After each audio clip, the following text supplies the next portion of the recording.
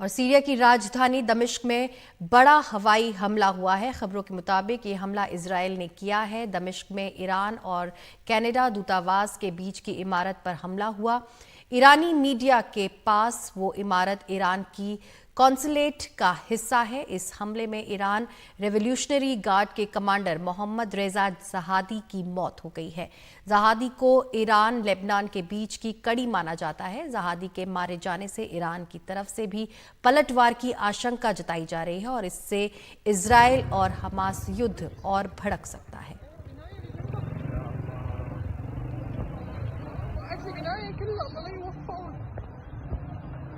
Syria की राजधानी दमिश्क में एक बड़ा हवाई हमला हुआ है। ये हवाई हमला एक ऐसी इमारत पर किया गया है जो ईरान और कनाडा दूतावास के बीच में है दमिश्क में। और ईरानी मीडिया के मुताबिक ये जो इमारत है वो ईरान कॉन्सुलेट का हिस्सा था। हमले के बाद यहाँ पर आग और धुएं का बड़ा गुबार जो है वो देखा गया। चारों तरफ अफरा तफरी का माहौल देखा गया। लेकिन सबसे अहम बात यह है कि इस हमले में ईरान रेवोल्यूशनरी गार्ड के कुड्स फोर्स के एक बड़े कमांडर मोहम्मद रेजा जहादी की मौत की पुष्टि जो है वो की जा चुकी है। जहादी जो है वो IRG के एयर और ग्राउंड फोर्स के भी कमांडर रह चुके हैं।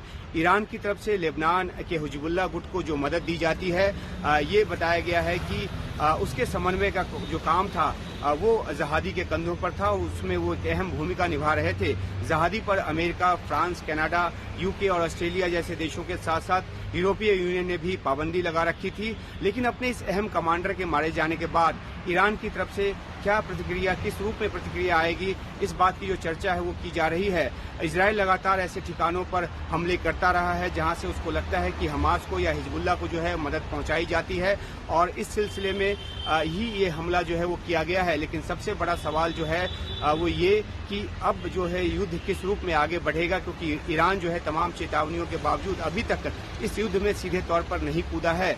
लेकिन अपने इस बड़े कमांडर के मारे जाने के बाद क्या वो सीधे तौर पर युद्ध में कूदेगा और जो हमास इजरायल युद्ध चल रहा है उसकी जो आग और ज्यादा भड़केगी, इस बात की जो आशंका है वो जताई जा रही है।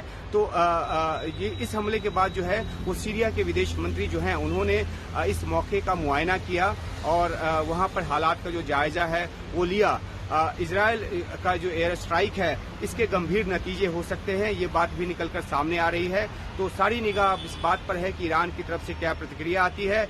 ईरान में इस बात को लेकर जाहिर सी बात है कि खासा जो गुस्सा है और एक रिटेलिएशन की जो एक योजना है उस पे काम जो है वो शुरू हो चुका है, ये भी निकलकर जानकारी सामने आ रही है। लेकिन देखना होगा कि अमेरिका जैसा देश जो कि लगातार इस कोशिश में जुटा है कि आग भड़के नहीं, इजरायल के इस हमले के बाद वो किस तरह की भूमिका निभाता है और ईरान को लेकर क्या एक डिटरेंट जो इस्तेमाल करने की कोशिश करता है ताकि ईरान सीधे तौर पे इस युद्ध में ना कूदे। लेकिन ये एक अहम एक मोड़ साबित हो सकता है इजरायल और हमास युद्ध के मद्देनजर, जब सीधे तौर पे इस तरह का हमला एक ऐसी इमारत पर किया गया जो कि कॉन्सुलेट का हिस्सा बताया जा रहा है और ये अंतर्राष्ट्रीय नियम के विरुद्ध भी बताया जा रहा है। लेकिन देखना है कि ईरान की तरफ से क्या प्रतिक्रिया आती है।